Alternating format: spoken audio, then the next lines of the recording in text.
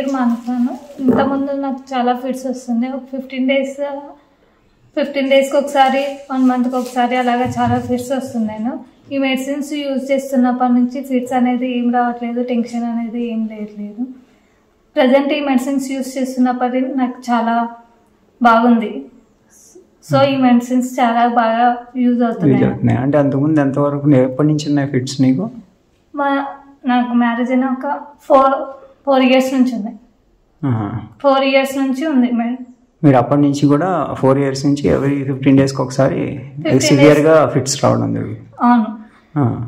వచ్చినప్పుడు ఏమవుతుందంటే మామూలుగా పడిపోవడం, కాళ్ళు చేతులు అనేది బిగించుకుంటాను, నాలుక కొరుక్కుంటాను, నోట్లో నుంచి నురుగా వస్తుంది. అంటే ఇంకా ధ్యాస తప్పడం, బ్రెయిన్ ఇంకా ఫిట్స్ వచ్చినప్పుడు ఏం చేస్తాను అనేది నాకే తెలియదు. ఇలా చేస్తాను, తర్వాత మళ్ళీ వీళ్ళు చెప్తే తెలుస్తుంది ఇలా చేసామంటే. ఎంతసేపు ఉంటుంది? 5-10 మినిట్స్ ఉండేదా? ఉంటుంది.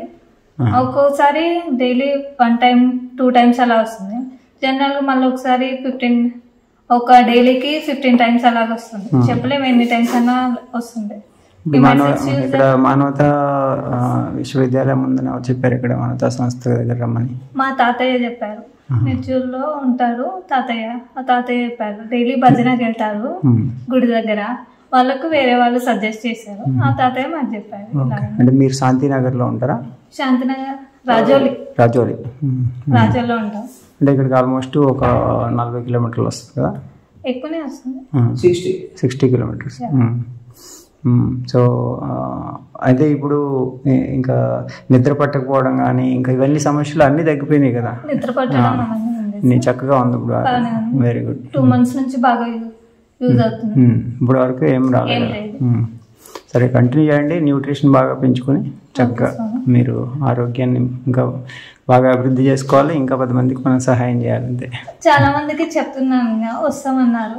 నెక్స్ట్ టైం ఇప్పుడు వస్తాను కదా, అప్పుడు సండే వస్తామన్నారు. వాళ్ళకి ఇప్పుడు బిజీలో ఉన్నారు, సండే వస్తామన్నారు. డైలీ యోగ సాధన కూడా మీరు నేర్చుకోవడం మొదలు పెడితే ఇక్కడ అటువంటి ఆన్లైన్ కూడా నేర్చుకోవచ్చు. ఇప్పుడు పెట్టినప్పుడు ప్రియాంక కాల్ చేస్తామన్నారు, వస్తాను సండే. తప్పకుండా.